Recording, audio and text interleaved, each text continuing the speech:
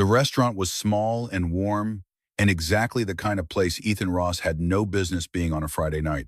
He spotted her immediately, blonde hair, red dress, sitting straight at a corner table like someone who had stopped needing rooms to notice her. He sat down across from her. She looked up, smiled, and raised her hands. The screen of her phone lit up. "You can leave if you want. I'm deaf, and I'm a single mom." Ethan's mouth opened. He wasn't frozen because of what she'd said. He was frozen because 4 years ago, the only woman he had ever loved had said almost exactly that the last night he saw her alive. He had not left then. He sat down now. 4 years earlier, Ethan Ross had been the kind of man who ran toward things, toward the breakdown call, at 2 in the morning, toward the faulty breaker in a thunderstorm, toward whatever needed fixing, and couldn't wait. He was 33 and married to a woman named Dana, and they had a daughter named Lily who was 3. And life was not perfect, but it was full and real. Then it was not any of those things. He remembered the white hallway. He remembered Lily's small weight against his shoulder, asleep in the waiting room chair he'd carried her to, because she'd finally given out after hours of sitting up with him. He remembered the doctor's face before the doctor spoke, and how that face said everything before a single word did. He remembered driving home with Lily, buckled in the back seat and the radio off and the windows cracked, even though it was 30 degrees outside, because he needed the cold air on his face to stay on the road.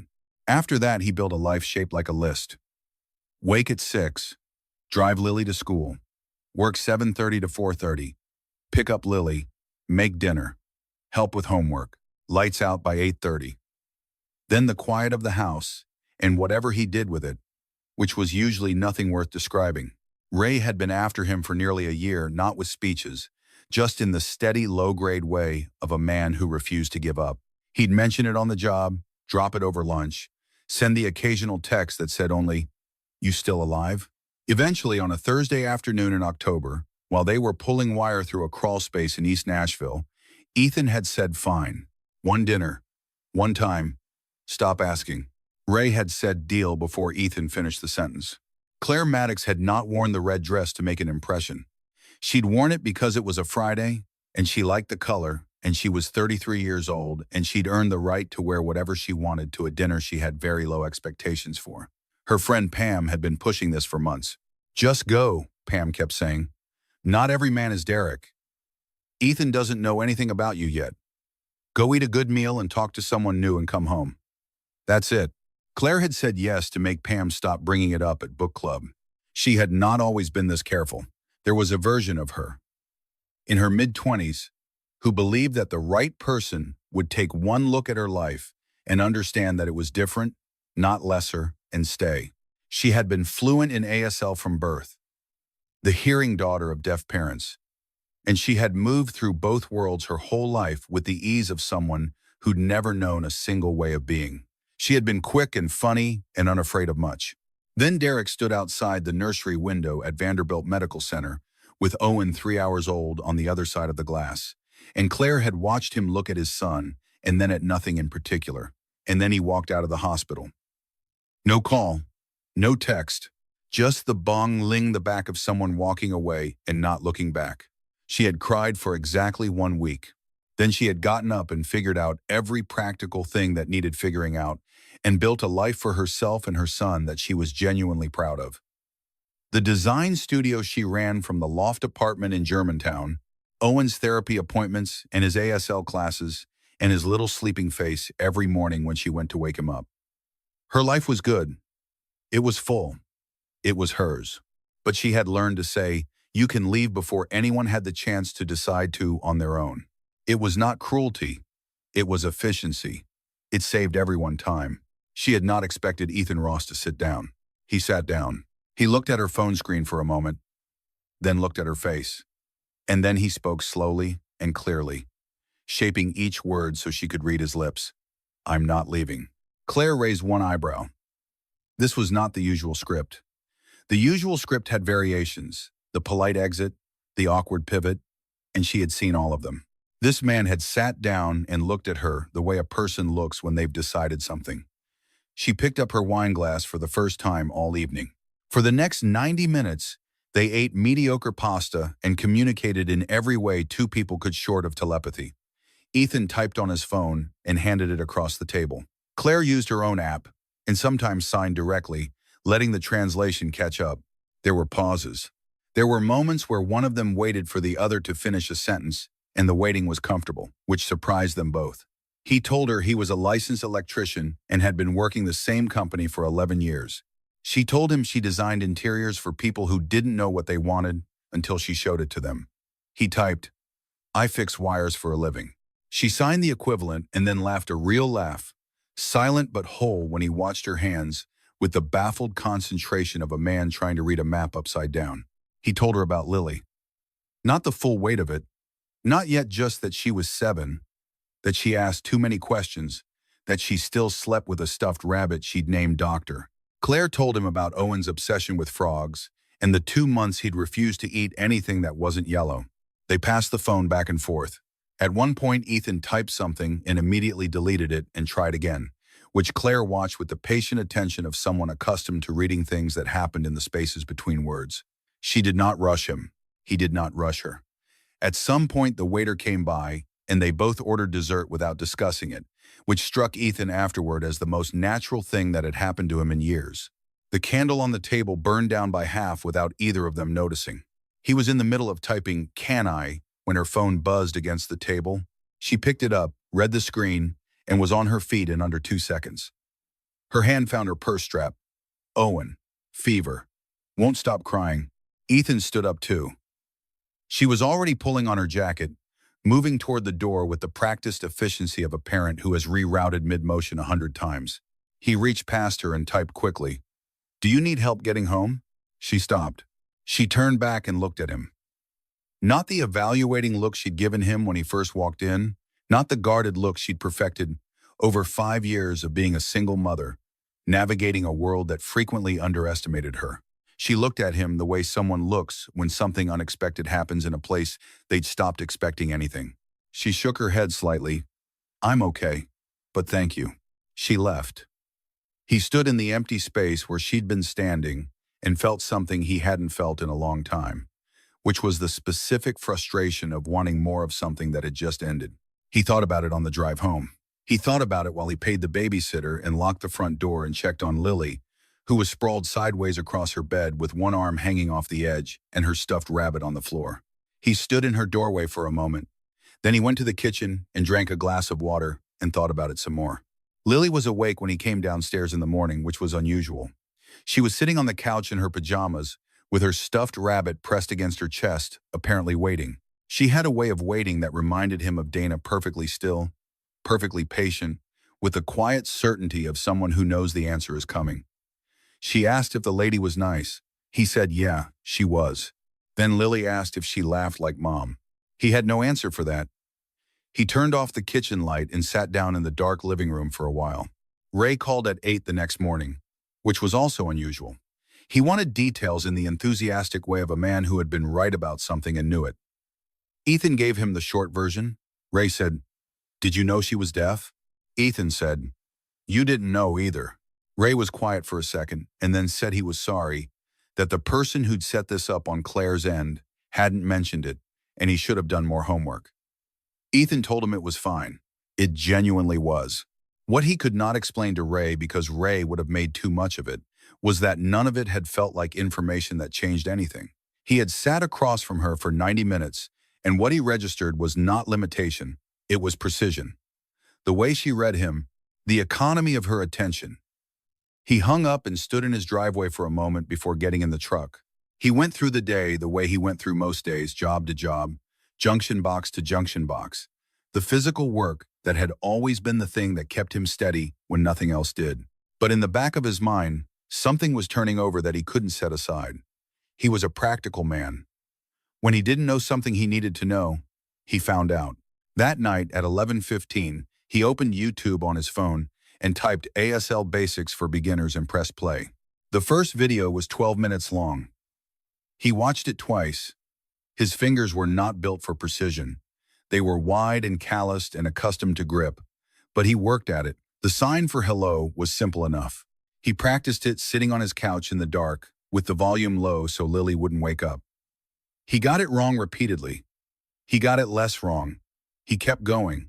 He was not thinking about whether it was a good idea. He had moved past that. He texted the number Ray gave him 2 days later. He kept it simple, because simple was what he had. He wrote, "I looked up how to say hello in ASL. I did it wrong about 15 times." He put the phone down and went to make Lily's lunch and told himself it was fine either way. She didn't respond that day. He didn't look at his phone too often, or at least he tried not to. The reply came 2 days after that. He was in the truck between jobs, eating a gas station sandwich. When it arrived, she had written, "16 times is the record. You're close." He read it twice. Then he finished his sandwich and started the truck. They texted back and forth after that, nothing heavy, nothing that required him to think too carefully about what he was doing. She would send him a word in ASL notation and a photo of the handshake. He would send back a description of how badly he'd just attempted it. She would correct him. Once she sent a video of Owen demonstrating the sign for electrician, which Owen had apparently invented on his own and was completely wrong, and Ethan watched it 4 times in his truck and laughed each time. It was easy in the way that things are easy when neither person is trying to make them into something yet. He suggested the park on a Saturday afternoon because he didn't have a babysitter, and she said she was bringing Owen. And that was fine with both of them. He drove over with Lily in the back seat, asking questions about where they were going and who they were meeting and whether this person liked animals. And he answered as briefly as he could manage. He spotted Claire from across the grass. Red was apparently not reserved for restaurants. She had on a red jacket today, and Owen was beside her in a puffy blue vest, looking at a squirrel with the absolute focused attention of a 5-year-old with no competing priorities. Lily saw Owen at approximately the same moment Owen saw Lily, and whatever happened between them in the next 30 seconds required no adult facilitation. They were running together before anyone had said hello. Ethan walked over. He raised his right hand and produced what he hoped was a recognizable version of the greeting he'd been practicing for 2 weeks. Claire watched his hand. Then she reached out and gently repositioned his fingers. The angle was wrong and reformed the shape. Her touch was brief and matter-of-fact, the touch of someone correcting something without making it a moment. Owen looked up from whatever he and Lily had moved on to, saw Ethan's attempt, and apparently decided to weigh in. He made the sign himself, quickly and correctly, and looked at Ethan with the candid expectation of a 5-year-old who sees no reason why an adult shouldn't simply do better. Ethan looked at the two of them, woman and child, both watching him with a patience that was somehow not condescending, and he laughed. It came out before he could decide whether to let it. It was the kind of laugh that arrives from somewhere genuine, not the polite version he'd been producing for 4 years at birthday parties and holiday gatherings, but the real thing, unplanned, and a little embarrassing and completely involuntary. Claire smiled. Owen went back to the squirrel. Lily appeared from somewhere and demanded to know what was happening, and Ethan said nothing. And the 4 of them sat down on the grass in the thin October sun and spent 2 hours doing approximately nothing, which turned out to be more than enough. 3 weeks later, he suggested coffee. Just the two of them, a Saturday morning while both kids were in their respective classrooms. She agreed. He had a question he hadn't been able to stop thinking about. He typed it into his phone and slid it across the table before he could talk himself out of it. "Why did you say you can leave before you even knew me?" She looked at the screen. She picked up her coffee cup and put it down without drinking. Then she signed, and the app translated, "Because it's easier to let someone go before they decide to go on their own." He read it twice. He set his phone on the table and looked at her, at the careful, controlled steadiness in her face, the way she was watching him to see what he would do with the answer. And he typed, "That's not strength. That's armor." She didn't respond right away. But she didn't look away from him either. He watched her sit with it. There was something in her expression that he recognized, not quite pain, not quite relief, but the particular look of someone who has just had a thing they believed about themselves named out loud by someone else. He had felt that look from the inside. He knew what it cost to let it show. She picked up her coffee cup, set it down again without drinking. Outside the window, Nashville moved through its ordinary Saturday morning people with strollers. A couple arguing quietly over a parking spot, a kid on a bike cutting across the crosswalk. Claire watched none of it. She was looking at the table between them, and then she was looking at him, and the careful steadiness in her face had shifted into something less managed, something closer to honest. He hadn't planned to say anything about Dana. He'd been protecting that particular piece of himself for long enough that it had become reflexive. He didn't lead with it, didn't offer it, kept it in a place where it couldn't be handled carelessly by people who didn't know its weight. But something about sitting across from a woman who had just admitted her own defense strategy made it feel less like a liability and more like a fact he was tired of carrying alone. He picked up his phone and typed, "She said the same thing. The night before she died, she thought she was protecting me." He put the phone down. Claire looked at what he'd written for a long time. Then she reached across the table and placed her hand over his. She didn't sign anything. She didn't try to produce the right response or fill the silence with something useful. She just put her hand there and left it. It was the smallest possible gesture. It was also the first time in 4 years that anyone had touched him in a way that was purely about the fact that something had happened to him and he had not been okay and he was still carrying it. He sat very still. The coffee shop made its ordinary sounds around them. He would think about that moment later, the two of them at a corner table, her hand on his, neither one of them speaking as the thing that made retreat no longer really an option. Not because it was dramatic, because it wasn't. October gave way to November. The kids had been promoted from playground acquaintances to something that apparently required weekly coordination, because Lily began asking for Owen by name, and Owen apparently did the same.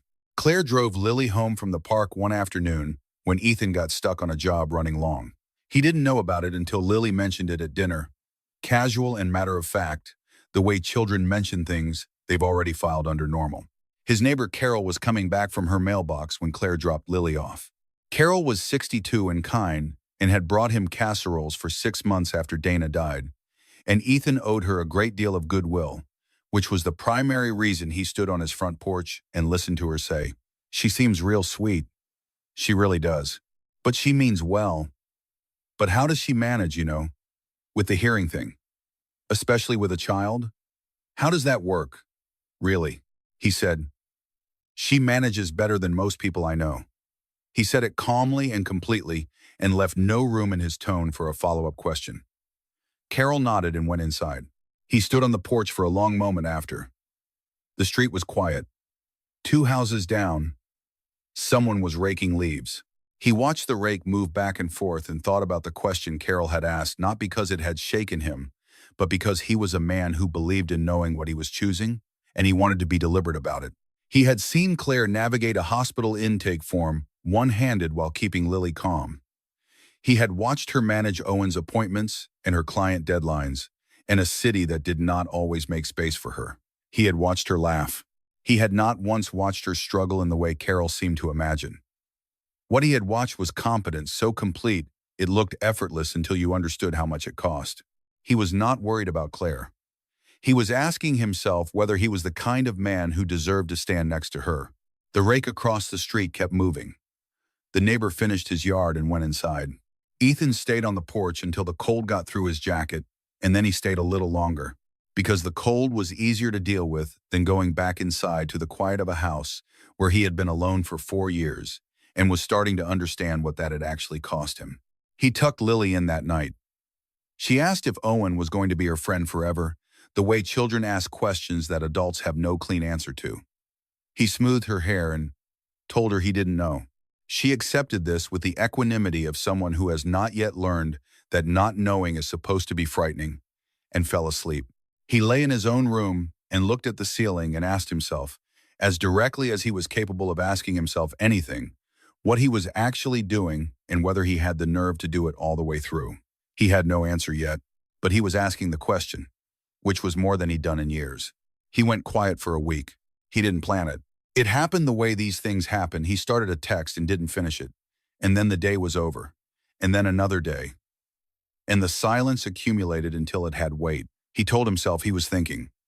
He was thinking.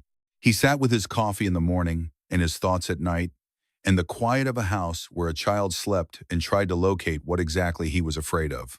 He was afraid of the same thing he had always been afraid of since Dana died, which was not loss itself, but the moment just before it. The moment when you realize you have let yourself need someone again and there is no taking it back. He sat with that for a long time. He found out on a Wednesday. He had stopped at a bar near the work site, not a habit, Just one of those evenings where the thought of the empty house felt like more than he could handle all at once.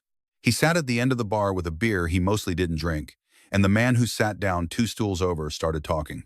He was around 40, well-dressed in the way of someone who spent money on clothes to feel certain, and he talked the way some men talk in bars, which is freely and without much concern for whether anyone wanted to hear it. At some point, across a stretch of conversation Ethan had mostly been peripheral to, the man mentioned a woman, a deaf woman, with a kid. He said it the way you say something that explains itself. He said, "Trust me, man. That's a whole different life. Not worth it." Then he picked up his glass and took a drink and looked at the television. Ethan looked at him. He looked at the expensive shirt and the way the man held his glass and the way his eyes slid around the room without really landing on anything. He thought about Owen at the park, correcting his hand shape with the frank authority of a 5-year-old. He thought about Claire with her hand over his at the coffee shop table, not saying anything because she understood that sometimes presence was the only language that worked. He thought about what it took for a person to walk away from a newborn and never look back, and what kind of life that person was living now, drinking at a bar on a Wednesday and calling other people's lives not worth it. He left without finishing his beer. He drove home and checked on Lily and stood in the hallway outside her door for a moment. Then he went to his room and sat on the edge of his bed in the dark and picked up his phone. He did not type anything. He opened the camera instead. He turned it to face himself, which he had not done voluntarily in years, and he sat there for a moment, just a man in a dark room with a phone and no particular plan. His hands were not steady. He started signing. He went slowly, the way he always went with ASL, finding each shape with concentration and effort. He had been practicing one phrase for the last week, in the truck and in the kitchen and once in a bathroom at a job site, and he signed it now into the camera, with his hands not quite steady and his face not performing anything. "I'm sorry I disappeared. I was scared, but I don't want to leave." He sent it at 1 in the morning. He turned the phone face down on the nightstand. He lay back and stared at the ceiling for a long time before he slept. She was awake before Owen that Saturday morning, which was not unusual. Claire was almost always awake first, had been since Owen was an infant, and she'd learned to check on him by the small vibrations of his cries through the baby monitor she'd modified to work for her. She was in the kitchen with coffee going and her phone on the counter, and she watched the notification appear, and then she watched it for a moment before she picked it up. She played the video once. She watched his hands, which she was accustomed to assessing with the clinical efficiency of someone who'd been reading sign language her whole life, and she saw immediately that his ASL was still not good, that the angles were still slightly off, that he was still working harder than necessary on each shape. She also saw his hands were not steady. She set the phone down and stood very still for a moment, looking at the middle distance. She picked the phone back up and played it again, and once more, not because she needed to see it again to understand it. She'd understood it the first time, completely. She watched it 3 more times because she was looking at something she hadn't expected to see. A man being scared in plain sight. No packaging, no management.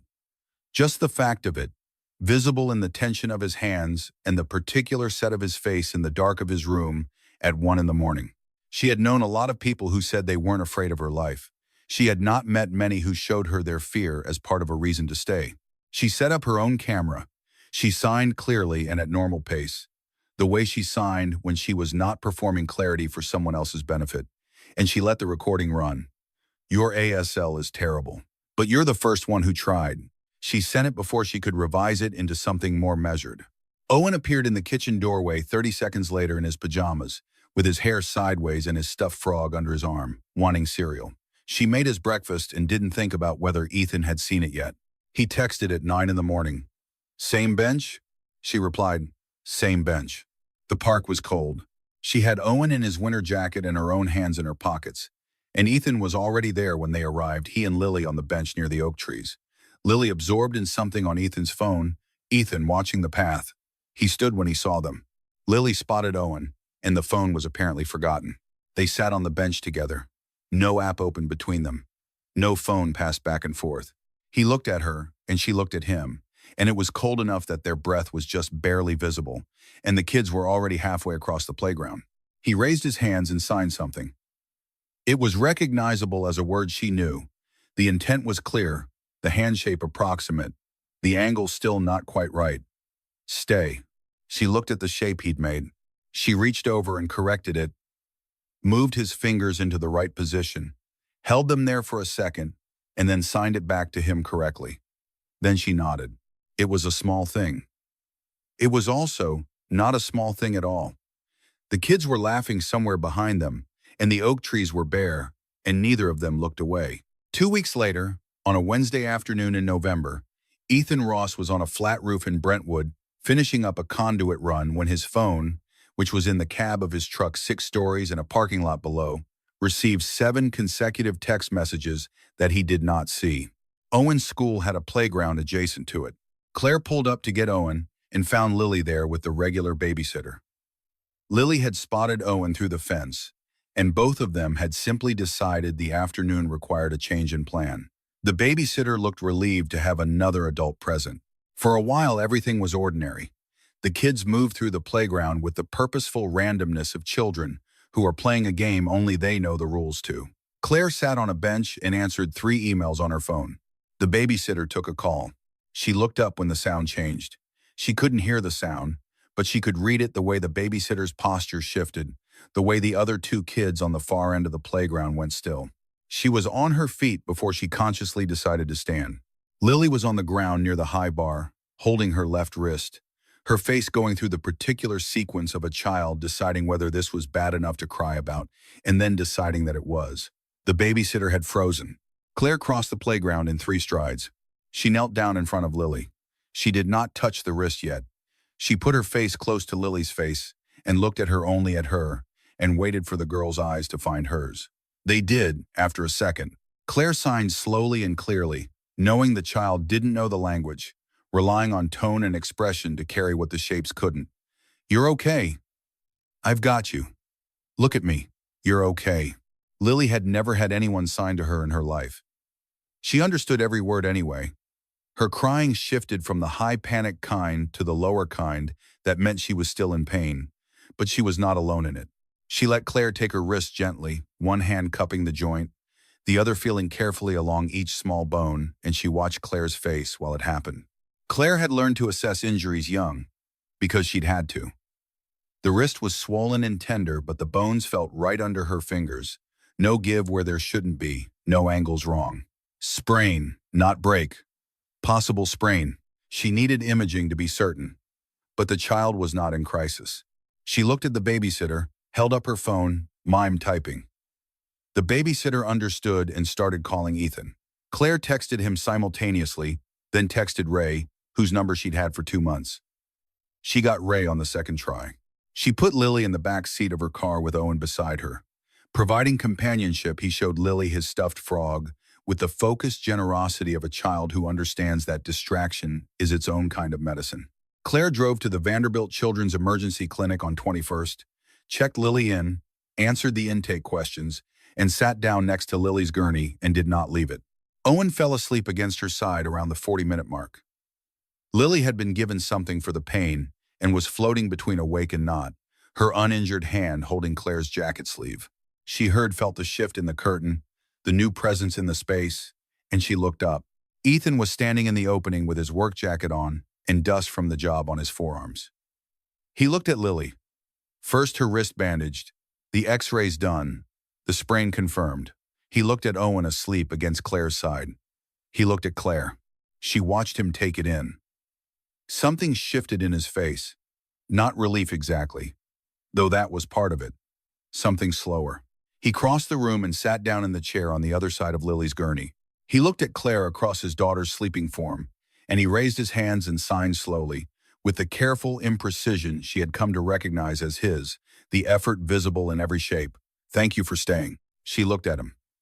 Then she shook her head slightly, and she signed back. I wasn't going anywhere. He nodded once. They sat like that in the curtained-off room, with both children asleep between them and the ordinary sounds of the hospital moving around them. And neither one of them said anything else, because nothing else needed to be said. Lily was discharged 2 hours later with a soft brace and instructions to rest it. Ethan carried her to the car while Claire got Owen buckled in. They stood in the parking lot for a moment in the cold, not saying anything, just standing there the way people stand when something has happened and they are both glad the other one was there. 2 weeks passed. Lily's wrist healed. November turned genuinely cold, the Tennessee version of winter that never fully commits, but means it when it shows up. He texted and asked if she and Owen wanted to come to dinner on a Friday. She said yes. Ray had talked him through the bolognese over the phone the previous Tuesday, calling it a simple recipe and then walking him through 9 steps that were not simple.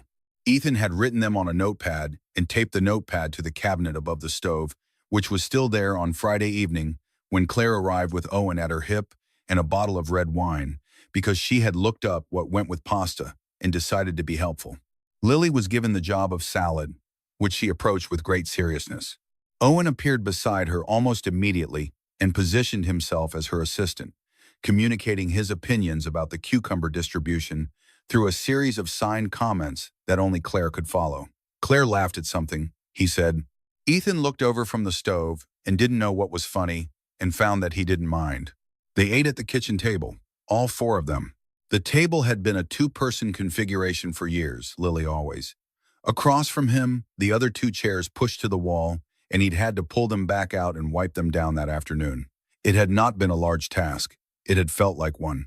The kids cleared their plates in the accelerated way of children who want to move on to whatever comes next. They migrated to the living room. Ethan and Claire stayed at the table, and then at some point, without deliberate agreement, they began clearing it. Carrying plates to the sink, moving through the small kitchen with the natural adjustments of people who had briefly practiced sharing a space. She passed him a dish. He handed her the soap. The overhead light was warm and a little yellow, and the television in the other room was running something the kids had put on, and the whole thing was so ordinary that it was almost unbearable. He put the last bowl in the rack and turned around. She was leaning against the counter, drying her hands on a dish towel, looking at something in the middle distance, not exactly thinking, but not exactly not thinking. He looked at her. She looked at him.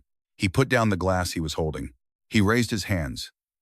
He went slowly, because he still always went slowly, and he made sure each shape was as right as he could make it. And he signed, I don't want to do this without you. Any of it. I know I'm not easy. I know this is complicated, but I'm not going anywhere if you'll let me stay. He kept his hands up for a second after he finished. The way you hold a breath. And then he lowered them and waited. She didn't respond immediately. He had learned, somewhere in the last 2 months, how to wait, not the passive waiting of someone who has given up control, but the active kind. The kind where you hold your ground and leave room for the other person to find theirs. He'd learned it from watching her. She looked past him toward the living room, where Lily and Owen had fallen asleep on the couch in the way of children who decide sleep is happening right now and make no provisions for its arrival.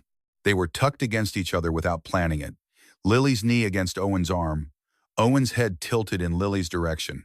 2 kids who had chosen each other, straightforwardly and without any of the complications the adults in their lives had brought to the process. She looked back at him. She signed, You already stayed. That was the answer. Then she took 1 step toward him, and he understood everything that came after without either of them needing to say a word. 6 months later, on a Sunday morning in May, the kitchen window was full of light. Owen and Lily were on the living room floor with paper and markers, working on a project whose rules were apparent only to them. Claire was at the kitchen table with her laptop open and her coffee going cold. Ethan was at the stove, turning pancakes. He was still not a natural cook. There were 4 plates stacked on the counter. He was wearing the same white t-shirt he'd ironed for the first time 6 months ago and hadn't ironed since. His feet were bare on the kitchen floor. Lily looked up from the drawing. She turned toward Claire and signed the sentence she'd been practicing for weeks, the one she'd asked Ethan to teach her, and he'd gotten wrong, and Claire had corrected them both. Are you staying? Claire looked up from her laptop. She looked at the child who had her father's careful eyes and her late mother's fearlessness. Then she looked at her left hand on the table, where the ring sat a simple silver band Ethan had not planned to give her the night he did.